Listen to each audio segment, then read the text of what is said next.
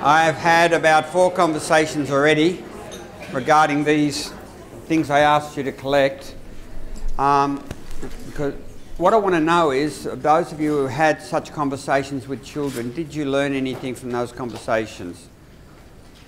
That's the question I'm asking you now. You can even address that on your table first to loosen you up a bit. But the question is quite simple. Some of you sat down. Is there any table where no one did this? Raise your hand if you did it. Let's do that. Yeah, okay, so you've got at least one on every table, I think. So the question is, having done this, was there any learning to be gained in terms of your knowledge or understanding of children or their motivations or even how they responded to you? Okay, take a couple of minutes and then I'll come back to it. I know you need more time for this, and I'm beginning to think I need more time for it too. What it's starting to show me, and I don't know if this fits in with what you're discovering, just from talking to a few people, it may be a great way to figure out who's a D and who isn't. How many tried this with a kid and got no sense out of the kid whatsoever, meaning the kid basically either refused to do it or kept saying things like they took no responsibility, no matter what you said, they would not accept any responsibility. How many had that experience, just a matter of interest? Well, that's sort of scary, I must say, then, because the assumption then has to be that when you sit down with a child who may have been exited 8 times in some cases already this year, you're telling me you could get that kid to see there was a problem with his or her behaviour. How many people had that experience? That they could get the kid to see and they felt the kid genuinely understood there was a problem with the way he or she was behaving. Raise your hand, I want to have a look. And how many couldn't? The kid wouldn't let them in. Okay, so if that were the case, it means that, instead of saying there are 10% of Ds, there's going to be, 2%. Yeah. So that student who wouldn't let me in during that conversation spent yesterday the whole of lunchtime in my office out of the cold playing Michael Jackson CDs on my laptop while I was trying to work. Yeah, so the conversation did have a positive... And that means that the next conversation will be different probably. That will be the interesting thing. So, in other words, the conversation, the first time you try it, let's say, or the second time, may or may not work, but depending on what you do between, he has a lot of problems at home. There's a lot of difficulties which I eventually found out. Yeah, the genuine Ds will. They'll have real good reason not to like themselves. And it won't be it's not a game for them. It's actually very unpleasant. So, I'll collect these if I may, because I will compile them and send you back some sort of report on what overall we get by year level and all that sort of stuff, because that's easy to do. And you'll be able to, I would hope you'd continue to use them, because theoretically, that's feedback for your staff as well, ultimately.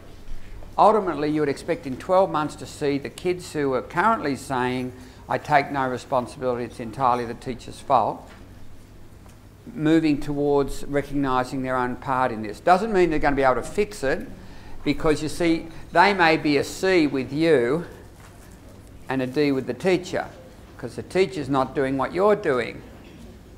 Now, if I could get all the teachers to do what you do, let's say, stay in an adult voice. By the way, it's a lot easier to stay in an adult voice when you're not in the classroom with a kid.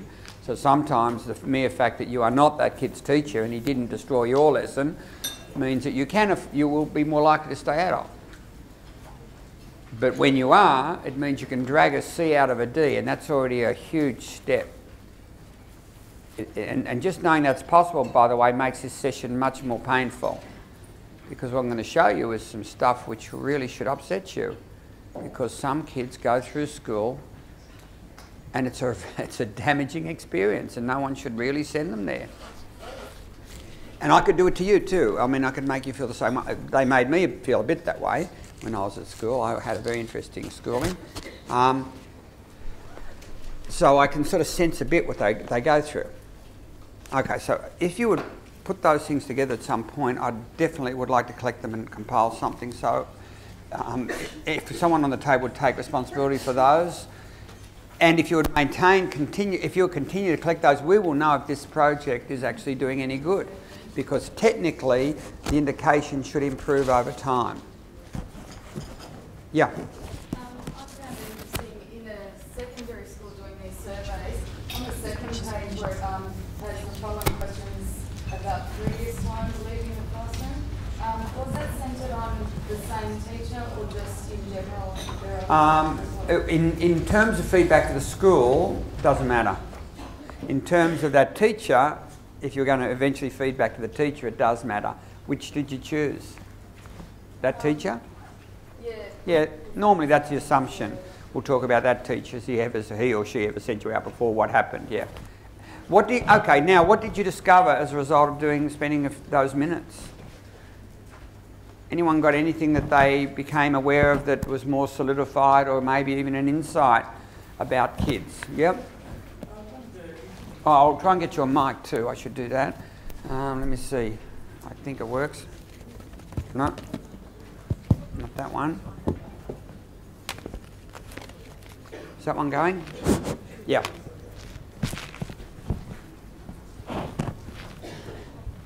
I mean, some of the interesting things that came out from my point of view was some of the teachers really felt that the teachers hated them. You know? The kids felt the teachers Yeah. hated. How many had that experience? A kid said the teacher hates me, and you felt they meant it. Yeah, and you know, they were convinced, and it took a lot of work to try and to identify the behaviour that got them into where they were. We felt with moving away from the teacher, you know, about taking responsibility for the behaviour.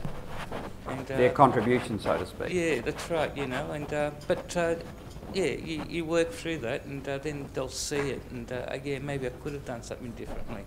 Okay, let me ask again. How many had a kid who said, and you felt they meant it wasn't just a ploy, that they felt the teacher hated them? Can you raise your hand? Can we have a look at this? Because these would be the Ds. Okay. Okay. It's not so many. Yeah. Maybe something as simple. Yeah, okay, go on. Maybe something as simple as, see, I believe I've got a D. Yeah. But over the last few weeks, I have been more positive with him, and I have spoken to him in an adult voice. Yeah. And I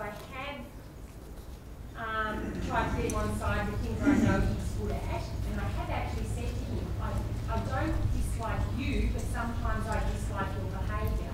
Yeah.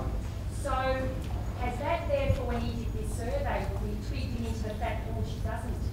Oh, without question. Without. Maybe something as simple as doing that can be a benefit. Without question, in my opinion, you're right. Because all of those things are theoretically sound, and I'll give you a theory to base it on, but all of those things should have the impact. Sometimes you're amazed by how quickly it can happen. Has anyone had that experience already? Yeah, it's really scary, because when you think the kid if you weren't there, the kid's locked in, right? And that's the end of it. He's going to go through school, or she's going to go through school, come out the other end hating themselves. And you're saying, yeah, but if I were to do this differently, things will change. When we looked at that first thing about your 55% of variance as an impact regardless of home life, regardless of school policies, all that stuff, you may remember that. I said the research says you have between 45 and 55 on average % of variance, meaning that you are the most important variable. I would say for some of these kids, you must carry about 90% of variance, because they've come to you from a home life where they feel their parents don't value them. That's what they feel. They're wrong in many cases, but that's what they feel. And therefore their behaviour reflects that. And you just say things like you said then, it's not you I don't like, and I've got teachers saying, you know, there's nothing you can do that will make me hate you, give it your best shot, and we'll see, you know, you can test me, I'll deal with your behaviour if it interferes with other people's rights, because that's only fair, but even as I send you out the room, I'll smile at you and say, remember, it's got nothing to do with you, but please leave. And so, because I've got to protect the rights of the other kids, you know, and so they get it all out there in the open. And so that would be the question, how do you do that as rapidly as you can, because the sooner you can get teachers to do that, the better the lives are going to be for these kids. And if they won't do that, as I think many secondaries will actually refuse to do that, because they will feel it's not their business,